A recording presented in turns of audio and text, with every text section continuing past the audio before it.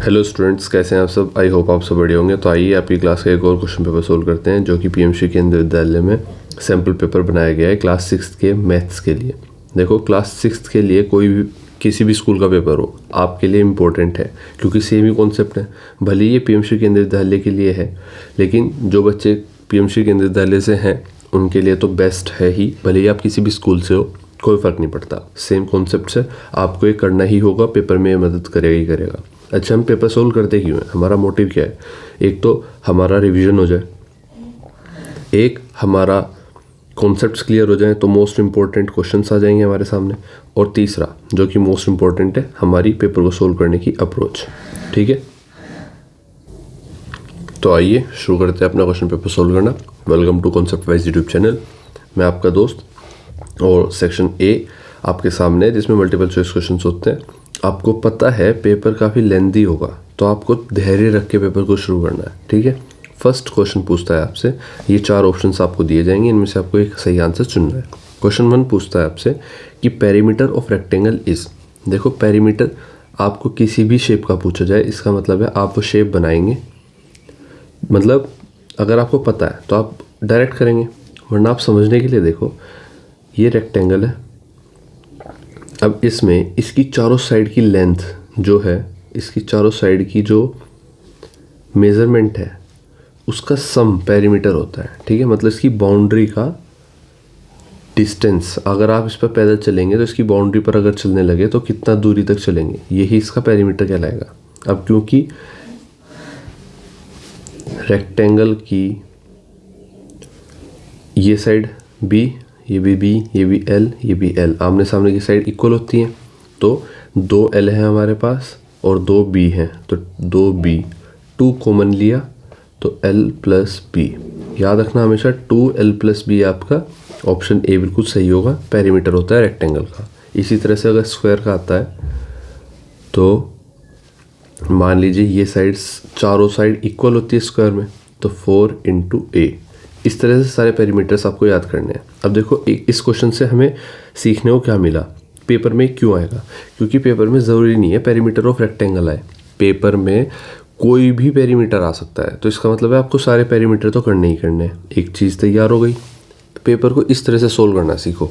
ठीक है, तो फर्स्ट क्वेश्चन से हमने सारे पेरीमीटर सीखने हैं, याद करने हैं। अगले क्वेश्चन पेपर में भी हमें मदद मिलेगी। क्वेश्चन नंबर 2 पर आते हैं। Length of each side of hexagon if perimeter is 36 centimetre.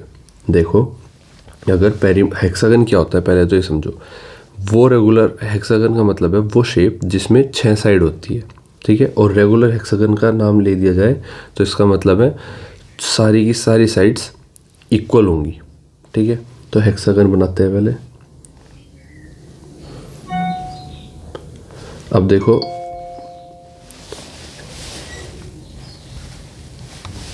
आपके पास सारी साइड्स इक्वल है और साइड्स कितनी है, 6, तो इसका नाम क्या होगा, रेगुलर हेक्सागन। ठीक है, और इसका पेरीमीटर कितना दिया है, इसका पेरीमीटर आपको दिया है, देखो यहाँ पर 36। तो जब पेरीमीटर 36 है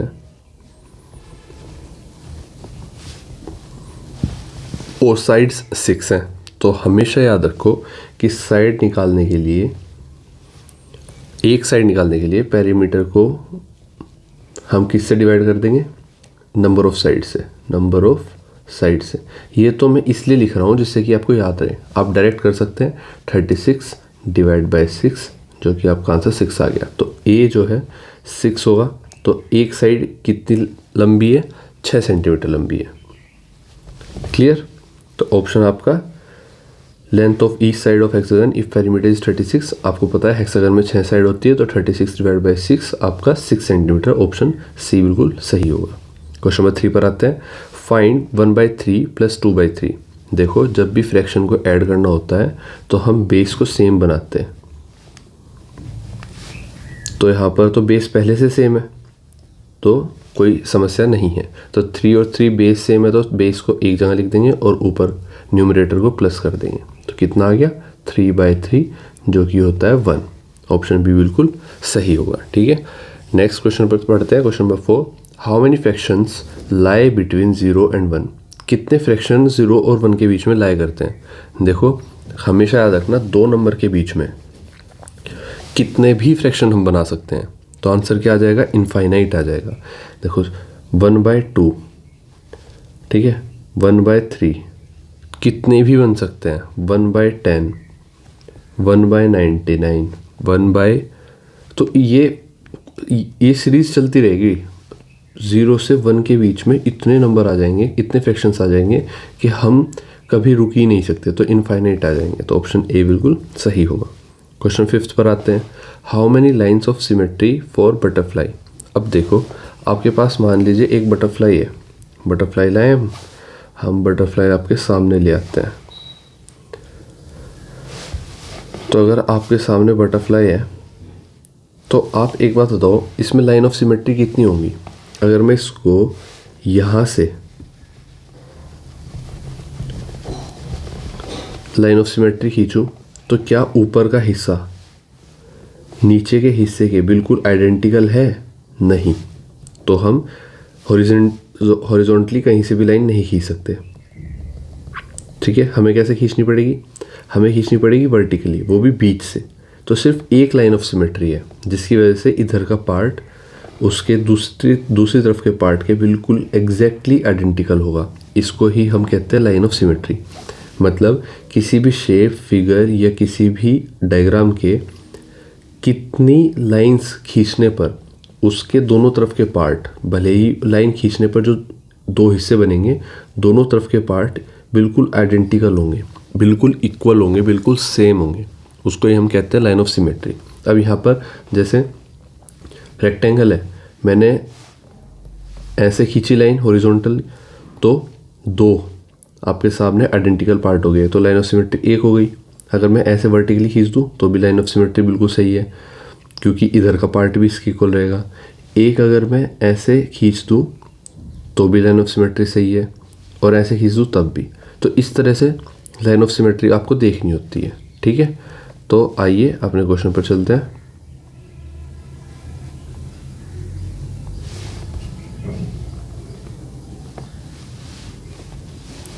तो हमारे पास बटरफ्लाई के अंदर कितनी लाइन ऑफ सिमेट्री होगी, 1। ऑप्शन 6, क्वेश्चन नंबर 6 पर आता है। A triangle with no line of symmetry, एक ट्रायंगल जिसमें कोई लाइन ऑफ सिमेट्री नहीं हो। अब देखो एक ट्रायंगल है इक्विलैटरल ट्रायंगल, मतलब जिसकी तीनों साइड्स इक्वल है, तो इसकी लाइन ऑफ सिमेट्री होगी। यहाँ से भी खींच सकते हो आप, यहाँ से भी खींच सकते हो आप, और यहाँ से भी खींच सकते हो आप। तो इसमें कितनी 3 लाइन ऑफ सिमेट्री हो गई। अब ऐसा कौन सा ट्रायंगल होता है जिसके अंदर कोई लाइन ऑफ सिमेट्री नहीं होती, इस चीज़ को ध्यान रखना हमेशा। आप ड्रॉ करके तो देख नहीं सकते। तो स्केलेन ट्रायंगल का मतलब जिसमें सारी साइड्स की लेंथ डिफरेंट होगी, ठीक है। तो एक ट्रायंगल अगर हम ड्रॉ करें यहाँ पर,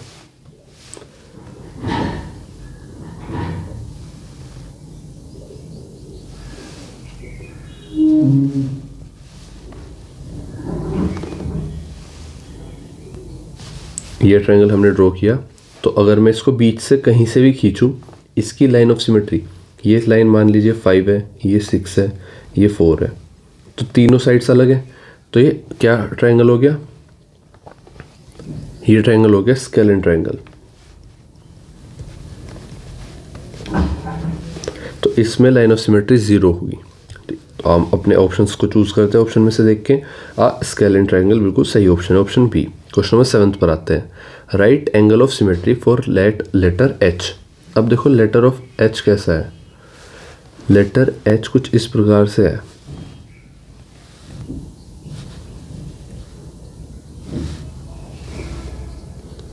ठीक है। अब इसमें कितनी लाइन ऑफ सिमेट्री देखी जा सकती है, पूछा गया है कि how many lines of symmetry for butterfly. इसी तरह से पूछा गया है right angle of symmetry for letter H. अच्छा, एंगल ऑफ सिमेट्री भी याद रखना। एंगल ऑफ सिमेट्री क्या होती है, किस एंगल पर वो शब्द दोबारा से वैसा ही हो जाएगा। मतलब मैं इसको कितने एंगल पर, देखो एंगल कैसे, जैसे लाइन है, अब अगर मैं इस लाइन को इतना उठा दूं इस पॉइंट पर, तो ये एंगल इतना हो गया। अब ये लाइन दोबारा से यहाँ पर कब आएगी, जब मैं इस लाइन को ऐसे करता करता करता करता ऊपर ले आऊँ और इस लाइन को करता करता करता करता वापस से यहाँ पर ले आऊँ। तो जो ये लाइन थी जिसके लास्ट में ये डॉट लगा हुआ था, ये घुमा कर मैं इस तरफ ले आया। अब ये क्या हो गई, ये हो गई इस तरह से। और आपने देखा कि जब ये लाइन पूरी घूम गई ऐसे, तो ये वाला पार्ट यहाँ पर चला गया, तो दोबारा से ये वाली line as it is straight हो गई। सेम इसी तरह से इस एच को भी अगर आप घुमाएं तो ये पहले ऐसे बनेगा, फिर ऐसे, फिर ऐसे, और लास्ट में जाके जब ये पूरा घूम जाएगा, मतलब कि पूरा 180 डिग्री घूम जाएगा, तो दोबारा से कैसा बन जाएगा, दोबारा से ऐसा बन जाएगा। ठीक है, तो इसका मतलब है कि कोई भी लेटर को जब हम 180 डिग्री घुमा देते हैं, कोई भी लेटर नहीं, एच को, जब हम एच को 180 डिग्री घुमा देंगे तो दोबारा से एच बन जाएगा। इसका मतलब है कि इसका जो एंगल ऑफ सिमेट्री है वो कितना है, 180 डिग्री। तो आप लिखेंगे इसमें, इफ़, मैं आपको याद रखने के लिए लिखवा रहा हूँ, if you rotate the letter H by 180 degree, it looks exactly the same. ठीक है, जैसे कि फॉर एग्जांपल ए ले लो आप, ए के साथ ऐसा नहीं है, जब इसको 180 डिग्री घुमाओगे आप तो बिल्कुल उल्टी फिगर बन जाएगी, ये फिगर बन जाएगी। ठीक है, तो इसलिए इसको 360 घुमाना पड़ेगा, वैसे ही इसको 180 डिग्री घुमाना पड़ा। तो ऑप्शन, क्वेश्चन नंबर 7 का हमारा कितना हुआ, ऑप्शन ए बिल्कुल सही हुआ। क्वेश्चन नंबर 8 पर आते हैं, ऑर्डर ऑफ रोटेशनल सिमेट्री। अब देखो रोटेशनल सिमेट्री हमने कितने टॉपिक क्लियर कर लिए सिमेट्री के, angle of symmetry, rotational symmetry और symmetry of lines of symmetry. ठीक है, ये तीनों पॉइंट आपके क्लियर हो गए। अब rotational symmetry for regular pentagon. Pentagon मतलब जिसकी साइड्स 5 हो और रेगुलर मतलब सारी साइड्स इक्वल हो, सारी साइड्स इक्वल हो। तो सारी साइड्स इक्वल होने के बाद ये आपका पेंटागन बना। अब रेगुलर पॉलीगन में, रेगुलर पेंटागन में क्या होगा, कहा है कि रोटेशनल सिमेट्री क्या होगी, कितनी होंगी। देखो रोटेशनल सिमेट्री होती क्या है, जब आपने इसको घुमाया तो मान लीजिए इस पॉइंट को हम इस पॉइंट पर ले गए, तो क्या ये फिगर में कोई चेंज आया, नहीं, तो मतलब यहाँ इस पॉइंट पर भी आकर ये सेम, मतलब रोटेशन, उस फिगर की रोटेशन करनी है आपको। अभी नीचे बेस, ये वाली साइड बेस पर है, फिर आपको ये वाली साइड बेस पर लानी है, यहाँ पर ये इस तरफ चली जाएगी, ये ऊपर चली जाएगी, ये ऐसे। ठीक है, तो जब ये पॉइंट, यहाँ वाला पॉइंट यहाँ पर आएगा तब भी फिगर सेम रहेगी। तो एक बार रोटेशन करने पर सिमेट्री सेम, फिर ये पॉइंट जब यहाँ से यहाँ पर आएगा तब भी सेम रहेगी, तो दूसरी बार रोटेशन करने पर भी सेम पेंटागन रहेगा। तीसरी बार यहाँ पर लाएंगे इस पॉइंट को घुमाकर, तब भी जो पेंटागन है सेम रहेगा फिगर। तो ये कितने पॉइंट हो गए, 1 2 3 और 4 और ये 5, तो मतलब 5 पॉइंट पर रोटेशन सिमेट्री क्या हुई इसकी, 5 हुई। ठीक है, तो मतलब 5 बार रोटेशन करेंगे तब भी सेम रहेगा। तो ऐसे 5 पॉइंट पॉसिबल है जहाँ पर इसको रखकर हम सेम फिगर रख सकते हैं। ठीक है, तो ऑप्शन 8, ऑप्शन बी बिल्कुल सही है। क्वेश्चन नंबर 8 का ऑप्शन बी क्लियर। तो इसको याद रखने का सिंपल तरीका क्या है, जैसे मैंने इसको बताया था एच को, इसको भी याद रखने का सिंपल तरीका ये है कि कोई भी अगर रेगुलर पेंटागन है, रेगुलर पॉलीगन है, ठीक है, कोई भी पॉलीगन है जिसकी सारी साइड्स इक्वल है, तो कोई भी पॉलीगन जिसकी सारी साइड्स इक्वल है, उसका मतलब, और उसमें n साइड्स हैं, कितनी भी साइड्स हैं। ठीक है, जैसे इसमें 5 है, 6 भी हो सकती है, 7 भी हो सकती है। ठीक है, और वो रेगुलर पेंटागन है। फॉर एग्जांपल ये तो रेगुलर पेंटागन है, बात कर रहे हैं रेगुलर पॉलीगन की, मतलब कितनी भी साइड्स हों उसमें, लेकिन सारी साइड्स इक्वल हैं, तो उसकी जो रोटेशनल सिमेट्री ऑफ ऑर्डर होगी वो कितनी होगी,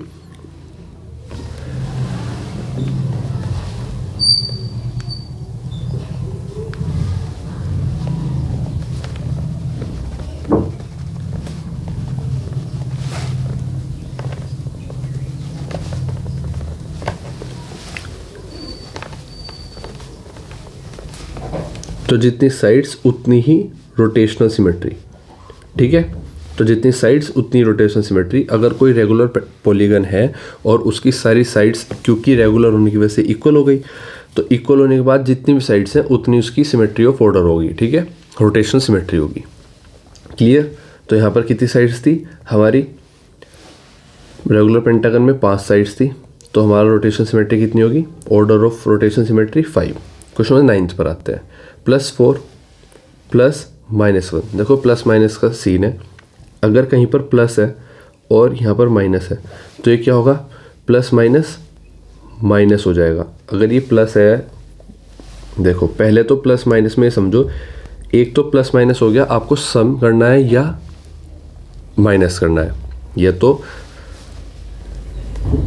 सब्ट्रैक्शन करना है या एडिशन करना है।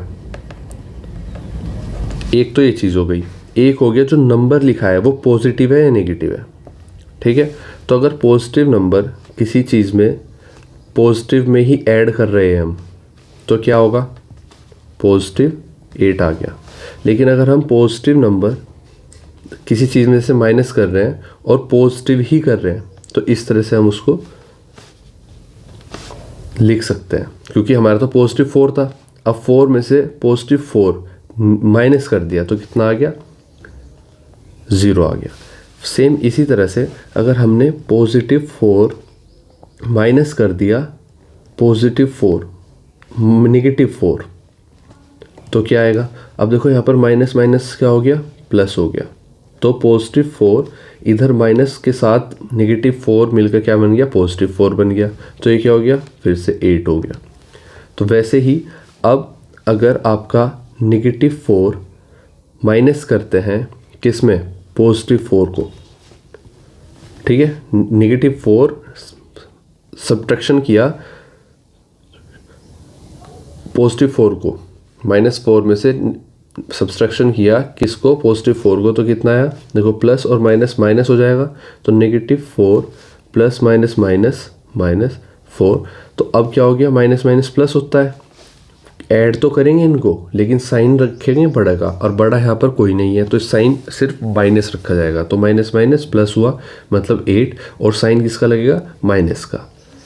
तो इस तरह से आप करते हैं।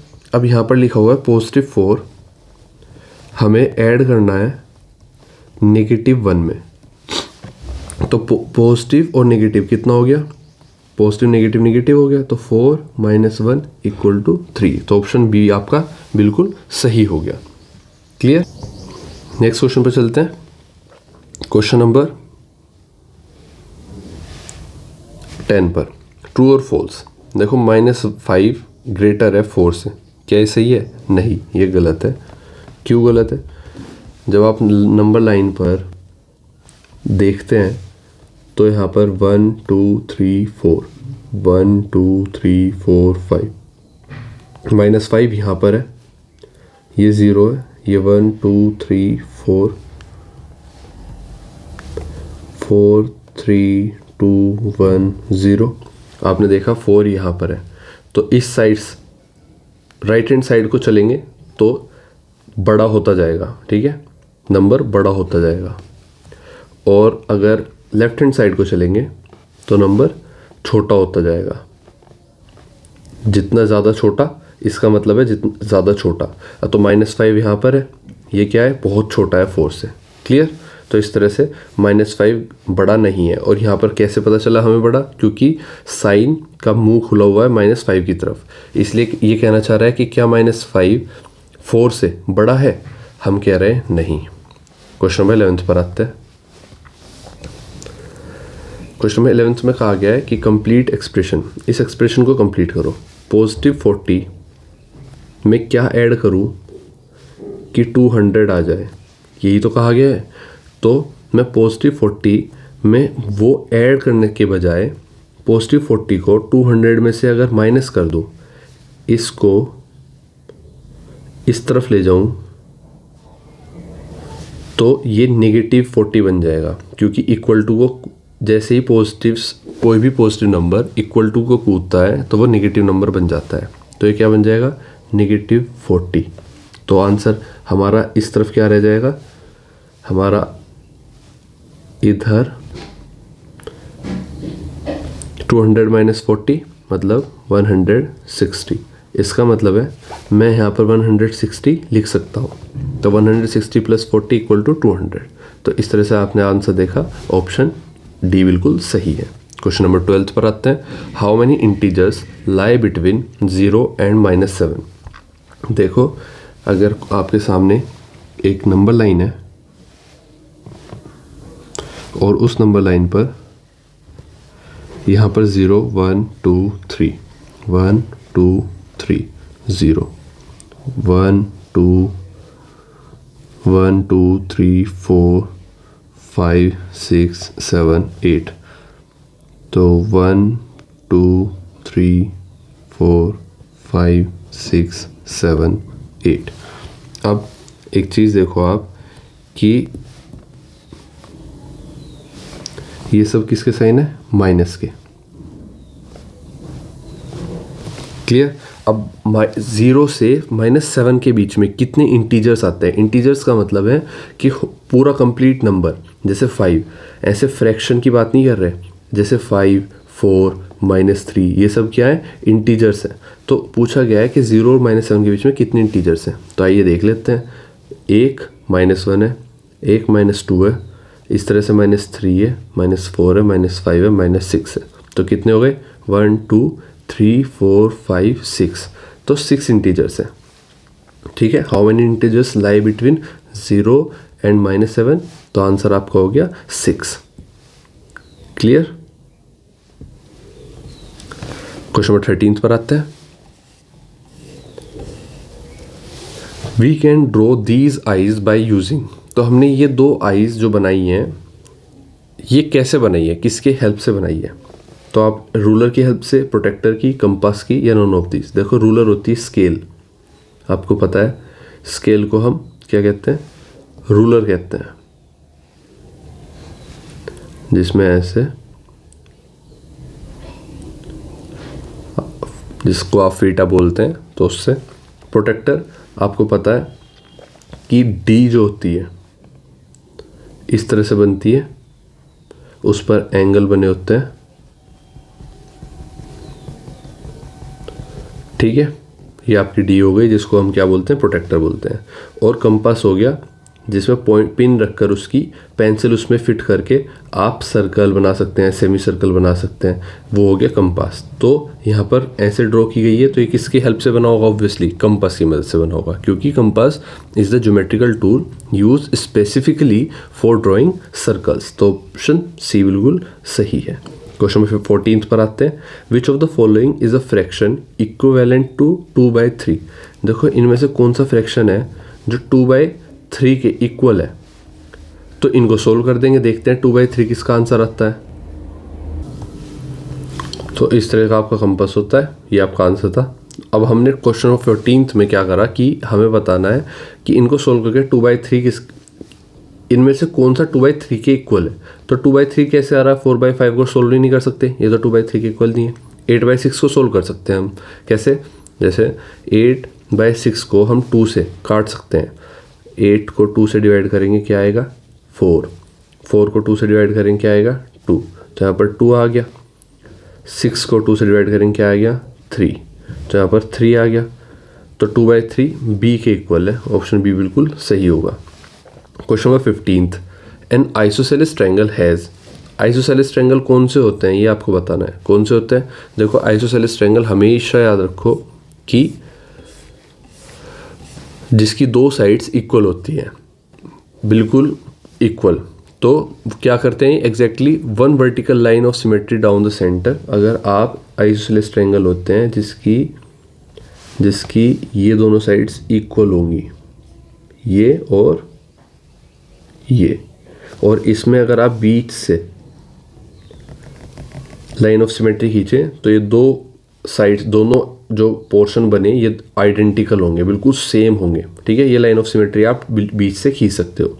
तो 1 line of symmetry, 3 lines of symmetry, 9 lines of symmetry और 2 लाइन्स ऑफ सिमेट्री। तो कितनी होगी? 1 लाइन ऑफ सिमेट्री होगी। इसमें बीच से खींच सकते हो आप। 2 आइसोसेलेस ट्रायंगल के 2 साइड्स बिल्कुल इक्वल होती है। आमने सामने वाली उनके बीच से लाइन खींचने पर ये बनता है, ठीक है। तो एक लाइन ऑफ सिमेट्री बना सकते हो आप। सेक्शन बी की तरफ आते हैं। यहाँ पर आपने 15 क्वेश्चन कर लिए जिसमें एक एक नंबर आपको मिले, तो 15 नंबर आपके बन गए। अब आते हैं 2-2 नंबर के क्वेश्चन पर, सेक्शन बी। अब आपको क्वेश्चन को सोल्व करके दिखाना भी होगा पेपर पर। अभी तक तो आप direct option A B C D ऐसे लिख रहे थे, अब आपको दिखाना भी है करके अच्छे से। क्वेश्चन 14 पर आते हैं। How many whole units are there in 7/2। तो 7/2 में कितनी यूनिट्स हैं? तो देखो जो 7/2 है, 7/2 इस तरह से करेंगे डिवाइड। 2 1 जा 2 जा 3 जा 2 3 जा 6, कितना बचा? 2 3 जा 6, रिमाइंडर बचा 1। अब आपसे पूछा गया है कि कितनी इसमें होल यूनिट है, तो कितनी होल यूनिट है? 3 होल यूनिट है। कैसे? देखो जितने, मान लीजिए नंबर लाइन है, मैं आपको समझाने के लिए बता रहा हूँ। इस लाइन को हमने 7 पार्ट में डिवाइड कर लिया, 1 2 3 4 5 6 7, ठीक है। अब इन 7 पार्ट में से कहा गया है कि 2 से डिवाइड करो। देखो पहले 2 ये रहे, अगले 2 ये रहे पोर्शन ना, एक पोर्शन 2 पोर्शन, अगले 2 पोर्शन ये रहे, अगले 2 पोर्शन ये रहे, ठीक है। तो 2 अगर 2 से डिवाइड करना शुरू करें तो 2 के पेयर में 1 2 और 3 ही पेयर बन पाए। 7 के अंदर आगे फिर 2 का पेयर नहीं बना। तो इसका मतलब है कि हमने 3 ही कंप्लीट, 3 ही सेक्शन बना पाए हम। होल यूनिट 2 की होल यूनिट जो है, ये 1 यूनिट हो गई, ये 2 यूनिट हो गई और ये 3 यूनिट हो गई। कंप्लीट यूनिट कितनी बना पाए? सिर्फ 3। इसके बाद हमारे पास सिर्फ 1 बचा था, वो पूरा कंप्लीट यूनिट नहीं बन सकता। अगर 8 होता तो 4 यूनिट बन जाती। वैसे ही अगर हम किस चीज़ को डिवाइड करते हैं, 7 को 2 से डिवाइड करा, 2 3 जा, मतलब 3 बार अगर 2 को लिखा जाए तो 7 के अंदर रहेगा। इससे ज़्यादा लिखेंगे तो 7 को हम पार कर जाएंगे, 8 लिखना पड़ेगा। तो 7 के अंदर 2 की कितनी यूनिट है? 3 यूनिट है। 7 के अंदर 2 की कितनी यूनिट्स हैं? 3 यूनिट्स हैं। तो 3 यूनिट्स है, इसका मतलब यहाँ पर जब आप लिखोगे जो नंबर, वही आपकी होल यूनिट आएगी, ठीक है। जो भी यहाँ पर लिखोगे कंप्लीट, तो यहाँ पर हमने 3 लिखा, बाकी 1 बचा, तो यहाँ पर होल यूनिट्स कितनी आ गई? 3 आ गई। 3 होल यूनिट्स इन 7/2, ठीक है। There are 3 complete whole units. Question number 15 पर आते हैं। Draw a triangle with exactly 3 lines of symmetry. एक ट्राइंगल बनाओ जिसमें एग्जैक्टली 3 लाइन ऑफ सिमेट्री हो। तो आपको पता है इक्विलैटरल ट्राइंगल हमने ऊपर बना के दिखाया था, आपको फिर से बना के दिखा देता हूँ। तो ये आपकी 3 लाइन ऑफ सिमेट्री हो गई। ये आपका क्या है? इक्विलैटरल ट्रायंगल, ठीक है। इसकी 3 लाइन ऑफ सिमेट्री आपने बनाकर दिखा दी। इस तरह से आपको बनाकर दिखानी है। क्वेश्चन नंबर 16 पर आते हैं। Mark 3 positive and 3 negative number on number line. अब देखो, क्योंकि नंबर लाइन पर हमें 0 मानना है, उसके बाद 0 के लेफ्ट हैंड साइड सभी नंबर नेगेटिव है और राइट हैंड साइड सभी नंबर पॉजिटिव है। तो आपको सिर्फ इतना लिखना है 1 2 3 4 -1 -2 -3 -4। आपने कितने नंबर दिखा दिए? 3 नेगेटिव और 3 पॉजिटिव। 3 से ज़्यादा दिखा दिए, 4 दिखा दिए। तो 3 पॉजिटिव और 3 नेगेटिव नंबर आपको मार्क करने हैं। मार्क करने का मतलब आपने लिख दिए। क्लियर? क्वेश्चन नंबर 17 पर आते हैं। अच्छा, इसको आप पॉइंट्स इसके वो भी बना सकते हो आप। अगर कुछ स्कूल्स में क्या होता है, सिर्फ इतना काफ़ी नहीं होता, तो आप इसके स्टेप्स भी बना सकते हो। स्टेप्स क्या होंगे?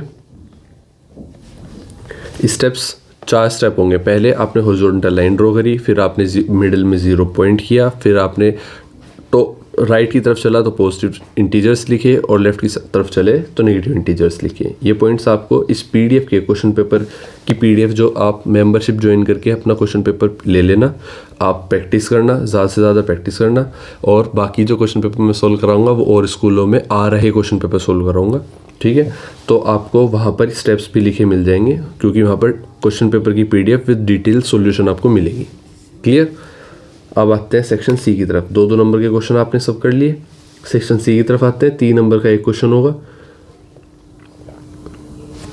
अब 3 नंबर का एक क्वेश्चन है तो आपको अच्छे से सोल्व करना है, समझाऊंगा आपको, अच्छे से आपको दिमाग में बैठना चाहिए। क्वेश्चन नंबर 17 कहता है कि what would be the cost of fencing a rectangular park whose length is 150 metre and breadth is 120 metre if the fence costs ₹40 per metre. देखो ये बहुत आसान क्वेश्चन है, बस फ़र्क इतना है कि आपको समझ में आना चाहिए। मान लीजिए एक रेक्टेंगुलर पार्क है।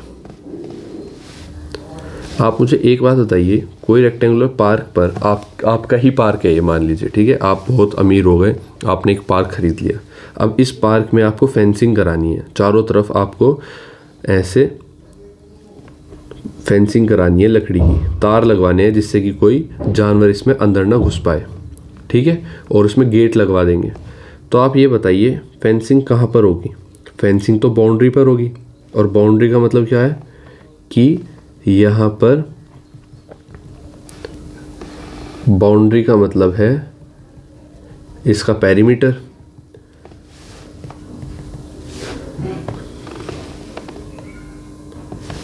बाउंड्री का मतलब है ये आपने फेंसिंग करा दी। अब boundary equal to perimeter, clear हुआ? बाउंड्री कितनी है? लेंथ है उसकी 150 मीटर, ये 150 मीटर है यहाँ से यहाँ तक, यहाँ तक। और ब्रेथ कितनी है, चौड़ाई कितनी है? चौड़ाई है उसकी 120 मीटर, यहाँ से यहाँ तक, क्लियर? तो अब आपने देखा जब ये भी 150 है, ये भी 120 है। पेरीमीटर ऑफ रेक्टेंगल शुरू में बताया था मैंने, पेरीमीटर ऑफ रेक्टेंगल कितना होता है? 2l + b। 2 × l कितना है? 150। ब्रेथ कितनी है? 120। तो कितना आ गया आपका? 270, जो कि हो गया कितना? 540 मीटर्स। अब आप देखो हमसे पूछा क्या है? हमसे कहा गया है कि कोस्ट को कैलकुलेट करना है, ठीक है। कोस्ट को कैलकुलेट करने के लिए कोस्ट क्या होती है? अब देखो जितने रुपए हर मीटर पर लगे, मतलब मान लीजिए यहाँ से लेके यहाँ तक 1 मीटर है, तो 1 मीटर में रुपए कितने लगे ये आपको बताया गया है क्वेश्चन में। 1 मीटर में रुपए लगे 40 रुपीज़ लगे पर मीटर। अगर 1 मीटर में 40 रुपीज़ लग रहे हैं तो 540 मीटर में कितने रुपीज़ लगेंगे? देखो अगर 40 रुपीज़, मैं आपको साइड में दिखाता हूँ, 40 रुपीज़ 1 मीटर में लग रहे हैं, तो 540 कैसे बनाऊँ मैं 1 मीटर का? 1 मीटर में 540 मल्टीप्लाई कर दूंगा, 540 तो कितना आ गया? ये टोटल 540 आ गया। तो जैसे मैंने 1 में मल्टीप्लाई करी वैसे ही मैं 40 की मल्टीप्लाई दोनों तरफ करूँगा ना। कैसे? मैं आपको कहना चाह रहा हूँ कि 1 मीटर में अगर ₹40 खर्च हो रहे हैं तो मुझे बताना है कि 540 मीटर में कितने होंगे। अब इसको 540 बनाने के लिए मैं 540 से मल्टीप्लाई कर दूंगा। अगर मैं इधर मल्टीप्लाई करूंगा तो मैं इधर भी मल्टीप्लाई करूंगा, तो इधर क्या आ गया? 540 मीटर। तो इसमें कितने रुपए लगेंगे वो हमारा आंसर इधर आ जाएगा, ठीक है। ये तो सिंपल तरीका हो गया। अगर मैं कहता कि 5 मीटर में लग रहे हैं, 5 मीटर में लग रहे हैं 40 रुपीज़, तो फिर मैं 1 की इधर क्या करता? 540 बनाता इधर, मुझे तो ये चाहिए, तो फिर मैं 540 मल्टीप्लाई नहीं करता इस तरफ, फिर मैं 540 को पहले 5 से डिवाइड करता। 5 1 ज़ा 5, 5 8 ज़ा 40, तो हमारा आंसर आता 108। 108 की इस तरफ मल्टीप्लाई करता और फिर 108 की ही मैं इस तरफ मल्टीप्लाई करता। क्लियर? तो इस तरह से हमारा आंसर आएगा। अब कोस्ट समझ में आया? कोस्ट का मतलब होता है कि perimeter multiply rate. Rate perimeter कितना है? 540 मीटर। और रेट कितना है? पर मीटर पर कितना है? पर मीटर पर 40 रुपीज़ खर्च हो रहे हैं। तो वही हो गया 540 इंटू 40, यही तो मैंने बताया था। 540 इंटू 40 कितना होता है? 21,600। ये क्या आ गया आपका? ये आ गया आपका कॉस्ट ऑफ फेंसिंग। तो आप लिख दोगे कॉस्ट ऑफ फेंसिंग इज ₹21,600। ठीक है। क्वेश्चन नंबर 18 पर आते हैं। क्वेश्चन नंबर 18 में कहता है आपसे कि given the line of symmetry draw the other hole at appropriate place to complete the figure. तो देखो ये एक लाइन ऑफ सिमेट्री है। अब आपको पता है कि लाइन ऑफ सिमेट्री का मतलब है दूसरी तरफ का जो बिल्कुल सेम होगा, जो दूसरी तरफ का पोर्शन है वो बिल्कुल सेम होगा। तो आपके जो यहाँ पर होल बने हुए हैं, ये होल्स भी उस तरफ बिल्कुल वैसे ही होंगे। तो आपको होल क्रिएट करने, तो इसका होल कहाँ पर होगा? इसका सिमेट्री होल यहाँ पर होगा। इसका कहाँ पर होगा? इसका यहाँ पर होगा। इसका कहाँ पर होगा? इसका यहाँ पर होगा। और इसका बताओ यहाँ पर होगा कि यहाँ पर होगा? देखो लाइन ऑफ सिमेट्री कैसे है? ऐसे है, हॉरिजॉन्टली है। तो इसके दूसरी तरफ होगा होल हमेशा। ठीक है, दूसरी तरफ। इसके लाइन ऑफ सिमेट्री के दूसरी तरफ, लाइन ऑफ सिमेट्री के दूसरी तरफ, लाइन ऑफ सिमेट्री के दूसरी तरफ। क्लियर? ये याद रखना है, गलती से यहाँ मत बना देना। यहाँ नहीं बनेगा, ठीक है, ना ही यहाँ पर बनेगा, यहाँ पर बनेगा। क्वेश्चन नंबर 20 पर आते हैं। कन्वर्ट करो 17 divide by 5 into mix fraction. Mix fraction का मतलब है 17 डिवाइड बाई 5। इसका सही तरीका बताता हूँ मैं डायरेक्ट करने का। पहले आप या तो ऐसे कर लो, 5 3 ज़ा 15 डिवाइड में कितना रिमाइंडर कितना बचा? 2। मतलब 5 क्या आ गया आपका? 5 आपके आ गया 17 और 3 क्या आ गया आपका? क्वोशिएंट आ गया, 2 आ गया रिमाइंडर। तो 3 क्वोशिएंट आ गया आपका। तो लिखा कैसे जाता है? देखो 17 डिवाइड बाय 5 इक्वल टू 3 जो कि क्वोशिएंट है एंड 2 जो कि रिमाइंडर है। तो 3 2/5 मिक्स फ्रैक्शन में कैसे लिखा जाएगा? 3 2/5। अब इसको डायरेक्ट करने का तरीका क्या है? मैं 5 से स्टार्ट करूँगा 17 को डिवाइड करने के लिए। तो 5 4 ज़ा करते ही 17 के ऊपर चला जाएगा नंबर। 5 4 ज़ा 20। तो ऊपर नहीं जाना है, नीचे रहना है। 17 के नज़दीक आने के लिए मुझे कितने पर चलना पड़ेगा? 5 3 ज़ा। मतलब मुझे सबसे पहले क्या लिखना है? 3 लिखना है। 5 3 ज़ा 5 3 ज़ा 15। अब 15 के बाद 17 कितना बचा? 2 बचा। 2 ऊपर लिखना है और 5 एज इट इज़ नीचे लिखना है। ठीक है, तो ये आपका मिक्स फ्रैक्शन आ गया। सेम ऐसे ही मैं 8/3 को मिक्स फ्रैक्शन में करूँगा। तो 8/3, 3 को चलूँगा मैं, 3 2 ज़ा 6 और 3 3 ज़ा 9। 9 तो 8 से ऊपर चला गया, मुझे क्या रहना है? नीचे रहना है। तो 3 2 ज़ा रखूँगा मैं, तो 2 लिखा मैंने। 3 2 ज़ा 6। अब 6 के बाद कितनी? 8 के और 6 के बीच में कितना डिफरेंस आया? 2। वो 2 रिमाइंडर यहाँ पर लिखा जाएगा और 3 एज इट इज़। तो ये रिमाइंडर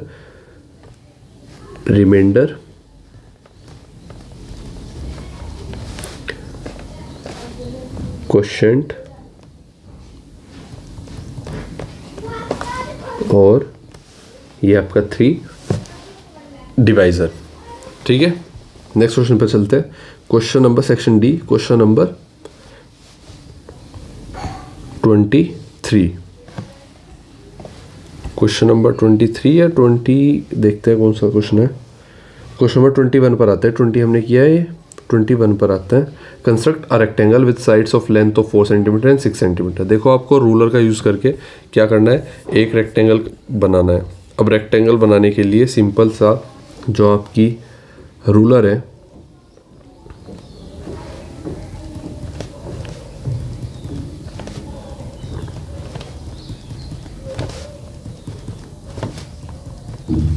ठीक है, इसमें क्या करना है 4, मतलब ये 1 है, 2 है, 3 है, 4 है, 5 है, 6 है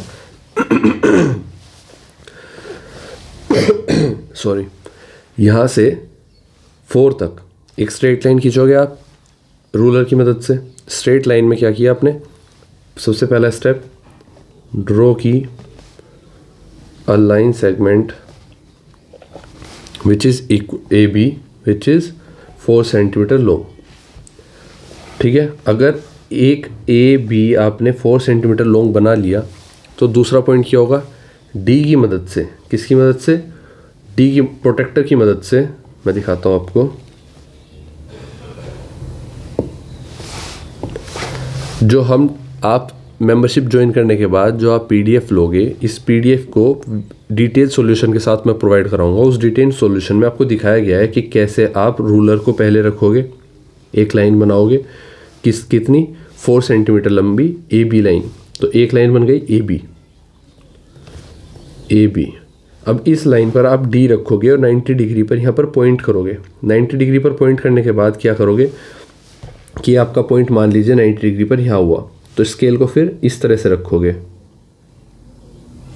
इस तरह से रखने के बाद आपको पता है कि 90 डिग्री मेरा सामने ही है, तो यहाँ पर खींचोगे आप लाइन कितनी, हमें दूसरा इसकी कितनी चाहिए थी 6 सेंटीमीटर। फिर आप क्या करोगे 6 सेंटीमीटर का इस तरह से दूसरी लाइन खींचोगे। फिर आप सेम इसी तरह से इधर भी डी रखोगे, इसमें भी आप 90 डिग्री पर पॉइंट आउट करोगे। फिर रूलर इधर रखोगे, स्केल इधर रखोगे। इस स्केल को इधर रखने के बाद आप फिर से यहाँ पर 6 सेंटीमीटर पर पॉइंट आउट करोगे और आप देखोगे कि आप एक रेक्टेंगल बना लोगे, ठीक है। इस तरह से आप 6 सेंटीमीटर पर यहाँ पर पॉइंट जो कर रहे हो, देखो हम क्या कर रहे हैं, समझने की बात क्या है, आपने 4 की खींचो या 6 सेंटीमीटर का बेस खींचो, आपको डी की मदद से उस पर लगाना है यहाँ पर 90 डिग्री पर पॉइंट, ठीक है। और 90 डिग्री पर ये, क्योंकि आपने मान लो 4 सेंटीमीटर पर बताया था पहले मैंने, अब मैं बता रहा हूँ 6 सेंटीमीटर पर। आपने 6 सेंटीमीटर का बेस खींचा, अब आपने क्या किया कि 90 डिग्री का यहाँ पर प्रोटेक्टर रख के निशान लगाया और स्केल से फिर से यहाँ से बड़ी बड़ी लाइनें खींच दी दोबारा से, सेम इस तरह इधर खींच दी। जब आपको पता है ये दोनों लाइन 90 डिग्री आपने खींच दी है, तो ये 6 सेंटीमीटर है। अब आपको ब्रेथ कितनी चाहिए रेक्टेंगल की 4, तो आप ये जो लंबाई है स्केल को रख के अपने प्रोटेक्टर से यहाँ से 4 तक, जहाँ भी 4 है, इसकी दूरी नाप लेंगे, किसकी, आपके कंपास की पेंसिल और निप के बीच की दूरी 4 सेंटीमीटर बना लेंगे। निप को रखेंगे यहाँ पर, निप को रखेंगे यहाँ पर और यहाँ पर मार्क कर देंगे 4 सेंटीमीटर का, ठीक है। जहाँ पर वो कट होगा वहाँ से इसको मिला देंगे, स्केल रख के, स्केल रखेंगे यहाँ पे, इसको मिला देंगे,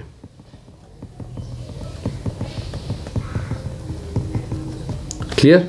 तो ये आपका एक रेक्टेंगल तैयार हो जाएगा जिसकी लेंथ 6 सेंटीमीटर और ब्रेथ 4 सेंटीमीटर होगी। नेक्स्ट क्वेश्चन पर आते हैं।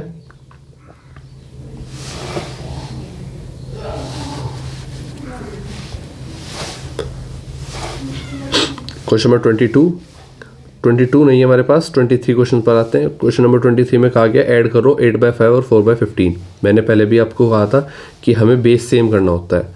8/5 प्लस 4/15 हमें बेस सेम करना होगा। इनका एलसीएम लेते हैं पहले, 5 और 15 का। 5 किससे कटता है, 5 से ही, तो 5 1 जा 5 3 जा, फिर यहाँ पर 3 1 जा 1 एज इट इज़, क्लियर। तो 5 3 जा 15, एलसीएम कितना हुआ 5 × 3, आपका 15 एलसीएम हुआ। इसका मतलब है कि आप नीचे 15 लिख सकते हो, एलसीएम 15 हो गया। अब इस तरफ भी 15 बनाने के लिए हम क्या करेंगे, 3 से मल्टीप्लाई करेंगे। इधर 15 बनाने के लिए 1 से मल्टीप्लाई करेंगे। तो हम क्या करेंगे कि इधर की 5 से, अगर नीचे 3 से मल्टीप्लाई की तो ऊपर भी 3 से मल्टीप्लाई करेंगे, और इधर भी नीचे 1 से मल्टीप्लाई की तो ऊपर भी 1 से मल्टीप्लाई करेंगे। तो इधर कितना बन गया, 5 3 जा 15 और इधर क्या था, पहले से 15 था। ऊपर क्या बन गया, 8 3 सा 24, और इधर क्या बन गया 4, क्योंकि 1 से मल्टीप्लाई किया, प्लस करेंगे। अब देखो दोनों बेस सेम हो गया। बेस सेम होने की वजह से हम दोनों में एक ही 15 लिखेंगे और ऊपर न्यूमरेटर ऐड कर देंगे। न्यूमरेटर ऐड करते ही हमारा कितना आंसर आ गया, 28 डिवाइड बाय 15। क्लियर?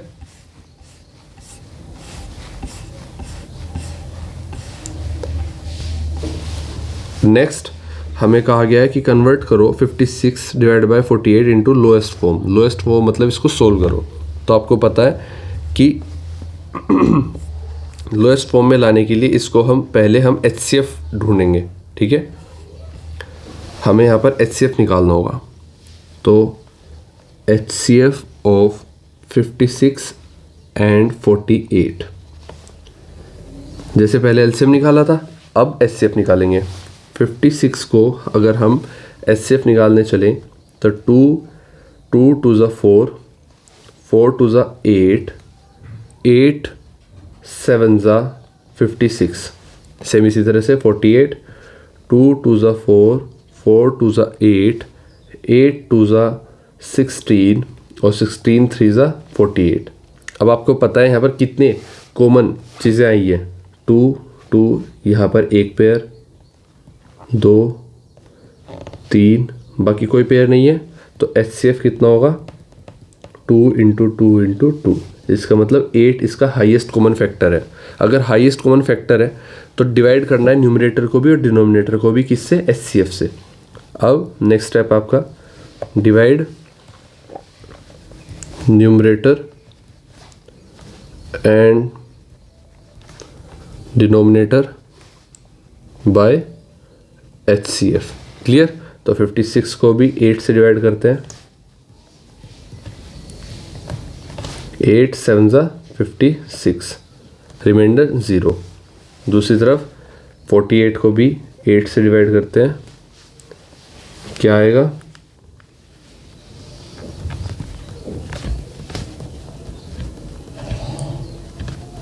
8 6 ज़ा 48, रिमाइंडर 0। इसका मतलब है कि जो हमने लिखा था 7, यहाँ पर क्या आंसर आया हमारा, 7, यहाँ पर 6।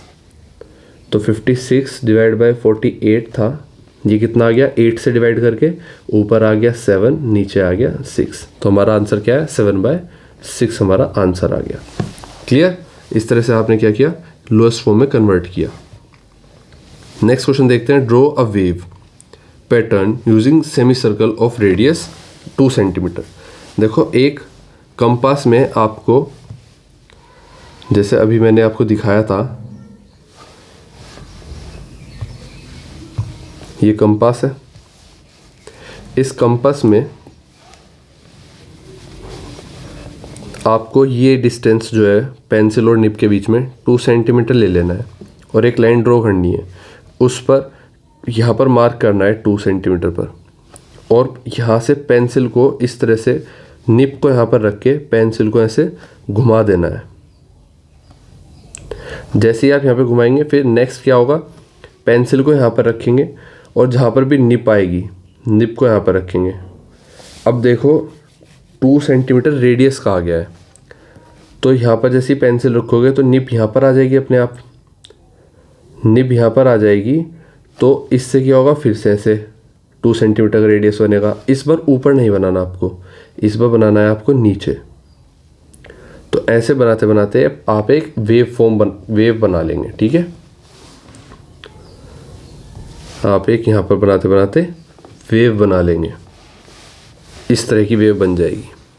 क्लियर? इसके स्टेप्स क्या होंगे, पहले आप ड्रॉ करोगे स्ट्रेट लाइन, हॉरिजॉन्टल लाइन, उसके बाद कंपास को सेट करोगे 2 सेंटीमीटर पर, फिर नीडल को प्लेस करोगे लाइन पर और एक सेमी सर्कल बनाओगे। और उसके बाद क्या करोगे, सेमी सर्कल के एंड पर आप फिर से स्टार्ट करोगे एक और सेमी सर्कल बनाना, लेकिन below the line. Clear? Below the line, पहले अब ऊपर फिर बिलो, फिर ऊपर की साइड फिर नीचे की साइड। इस तरह से आप एक वेव बना दोगे, वेव पैटर्न बना लोगे। क्वेश्चन नंबर 25 पर आते हैं। A rectangular coconut grove is 100 metre long and 50 metre wide. एक गार्डन है, वो गार्डन बाग कह लो, वो रेक्टेंगुलर शेप में है, 100 metre long and 50 metre wide. Same rectangle का क्वेश्चन हम पहले भी कर चुके। If each coconut tree requires 25 square metre to grow properly, अगर हर एक पेड़ को, कोकोनट के पेड़ को 25 स्क्वायर मीटर चाहिए ग्रो होने के लिए, तो what is the maximum number of trees that can be planted in this grow. तो इसका मतलब है अगर 25 स्क्वायर मीटर, किसकी बात हो रही है, 25 स्क्वायर मीटर, मान लीजिए 25 स्क्वायर मीटर इतना है,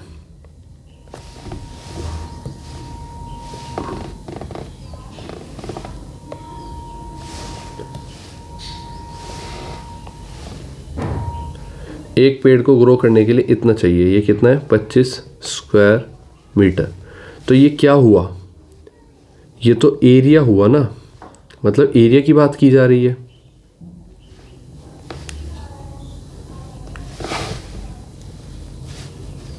एरिया की बात की जा रही है, ये हमारा 50 था, तो हम पहले इसके पूरे को, एरिया को निकाल लेंगे। पूरा एरिया कितना होगा, एरिया ऑफ रेक्टेंगल आपको पता ही है,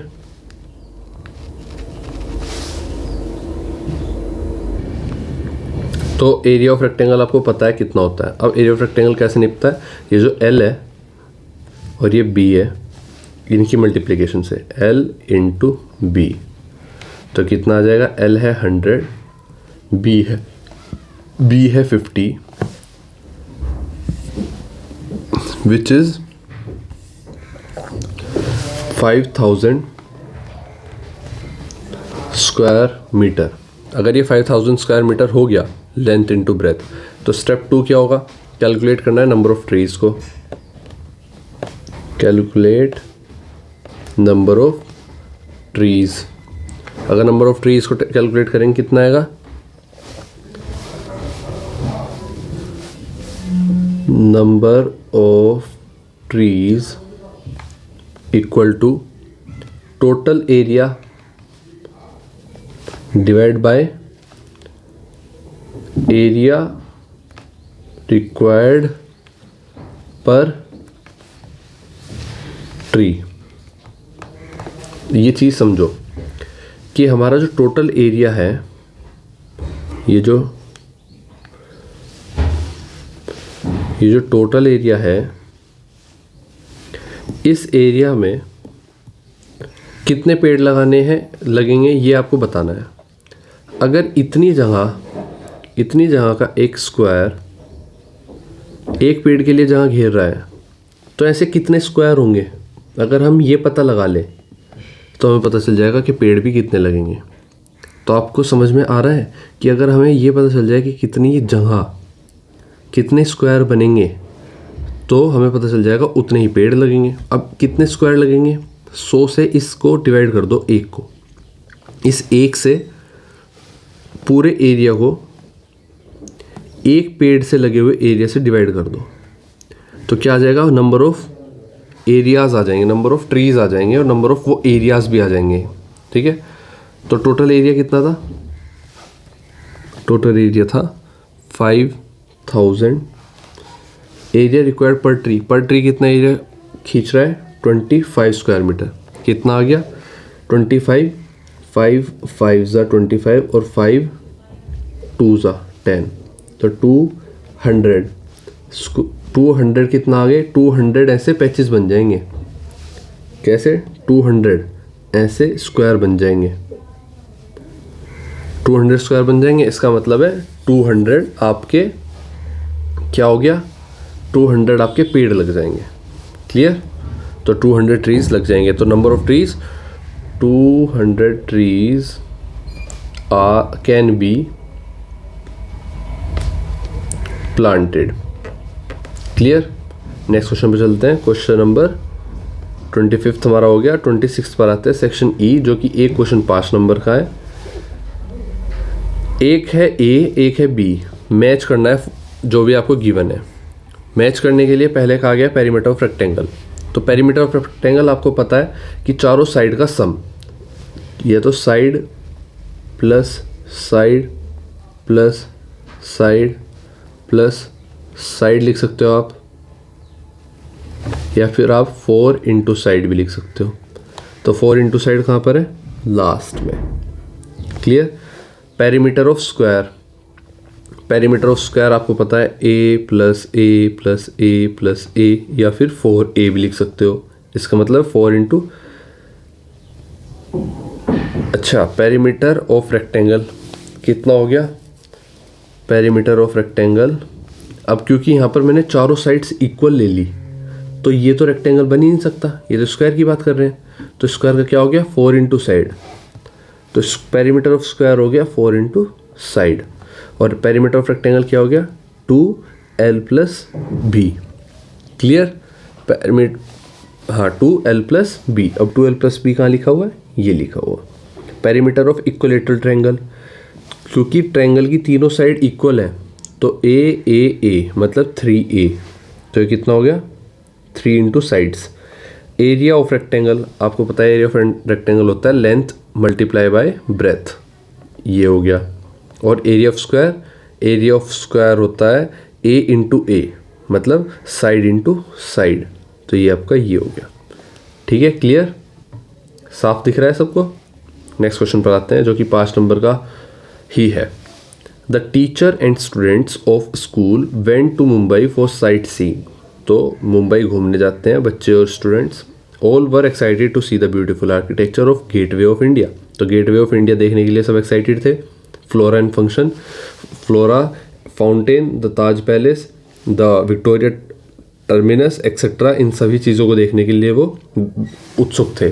they have discussed about symmetry found in buildings. उन्होंने बात की, बच्चों ने सिमेट्री जो कि बिल्डिंग्स में देखने को मिल रही थी उसकी बात की। The architects use symmetry to convey a sense of harmony, beauty and balance. तो जो आर्किटेक्ट्स होते हैं, जो डिज़ाइन बनाते हैं, वो सिमेट्री को ध्यान में रखते हैं। क्या करने के लिए? उसकी सुंदरता, उसका बैलेंस बनाए रखने के लिए सिमेट्री का ध्यान रख के डिज़ाइन करते हैं। Based on your knowledge of symmetry answer the following question. तो अपनी सिमेट्री की नॉलेज के बिहाफ पर क्वेश्चन का आंसर दो। पहला क्वेश्चन आपसे पूछता है कि how many lines can be seen in gateway of India. तो कितनी लाइन ऑफ सिमेट्री आपको देखने को मिलेगी इस फिगर में? आपको देखने को मिलेगी सिर्फ एक लाइन ऑफ सिमेट्री। ठीक है, तो कितनी line of symmetry? First option का आंसर 1 हो गया। तो कितना हो गया? आंसर आ जाएगा आपका, फर्स्ट का आंसर आ गया आपका कि 1 लाइन ऑफ सिमेट्री है। वर्टिकल लाइन खींचेंगे through the centre of arc, तो 1 लाइन ऑफ सिमेट्री। ठीक है। सेकंड क्वेश्चन कहता है what letter of India has no line of symmetry. तो सेकंड पूछ रहा है कि व्हाट लेटर ऑफ इंडिया, कौन सा लेटर, इंडिया का कौन सा लेटर। अब इसको इंडिया को ध्यान से देखो, इसका कौन सा लेटर के अंदर लाइन ऑफ सिमेट्री नहीं है। तो आपको पता है आई के अंदर भी लाइन ऑफ सिमेट्री है। अगर आप ऐसे खींच दोगे आई के बीच से तो ऊपर का पार्ट भी नीचे के पार्ट के इक्वल, ऐसे ही अगर आप बीच से खींच दोगे डी में तो भी लाइन ऑफ सिमेट्री बन रही है। आई में फिर से ऐसे खींच दोगे लाइन ऑफ सिमेट्री बन रही है। ए में अगर ऐसे खींच दोगे लाइन ऑफ सिमेट्री बन रही है, दोनों तरफ का पार्ट इक्वल है। लेकिन एन एक ऐसा नंबर है, ऐसा लेटर है जिसमें ना ही ऐसे लाइन ऑफ सिमेट्री बनती और ना ही ऐसे लाइन ऑफ सिमेट्री बनती। तो एन है जिसमें नो लाइन ऑफ सिमेट्री है। ठीक है, तो आपका आंसर क्या होगा? द ऑप्शन, क्वेश्चन सेकंड का द लेटर एन। ठीक है, ये आपका आंसर है। कंप्लीट करो। नेक्स्ट है आपका थर्ड पार्ट, आपका यहाँ पर दिख नहीं रहा, फोर्थ पर आता है complete the other part of symmetrical figure. देखो सिमेट्रिकल फिगर दी गई है आपको, अब इसका अलग जो पार्ट है वो आपको ड्रॉ करना है। आई थिंक ये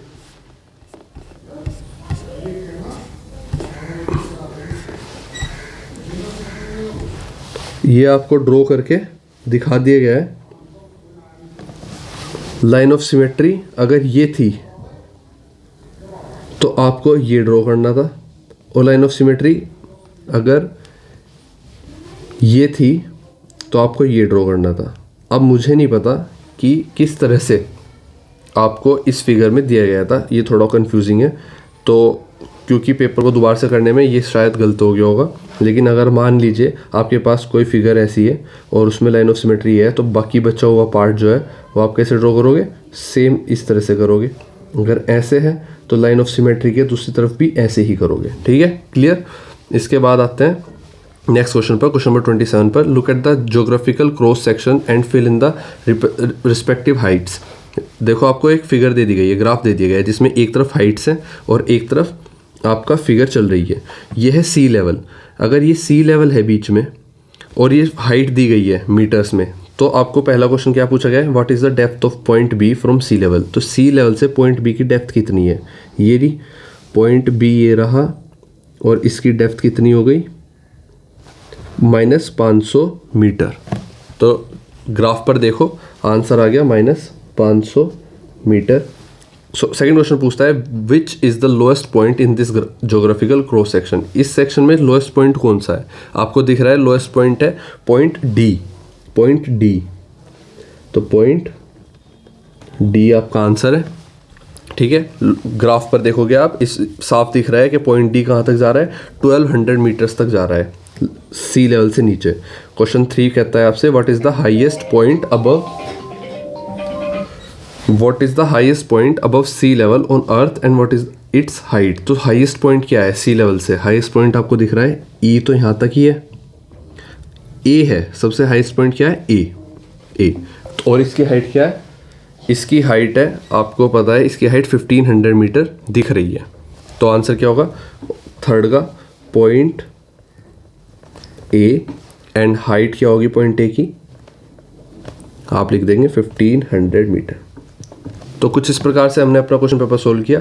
आई होप आपको समझ में आया होगा और आपको पेपर में हेल्प मिलेगी। इसी तरह के यही क्वेश्चन आपके सामने आएंगे। आई होप आप सब इसको क्वेश्चन पेपर को मेंबरशिप ज्वाइन करके PDF निकाल लोगे और जो आपकी डिटेल्ड सॉल्यूशन की PDF है उसके साथ इसकी प्रैक्टिस करोगे। मिलते हैं आपसे आपकी क्लास के नेक्स्ट क्वेश्चन पेपर को सोल्व करते हुए। मैं आपका दोस्त कॉन्सेप्ट वाइज यूट्यूब चैनल से आपको ऑल द बेस्ट करता हूँ और पेपर में बेहतर परफॉर्म करना। All the best for guys for your upcoming exams. तब तक के लिए बाय बाय, एंड कमेंट्स में बता देना क्या दिक्कत है और क्या चीज़ें हमें बेहतर करनी चाहिए।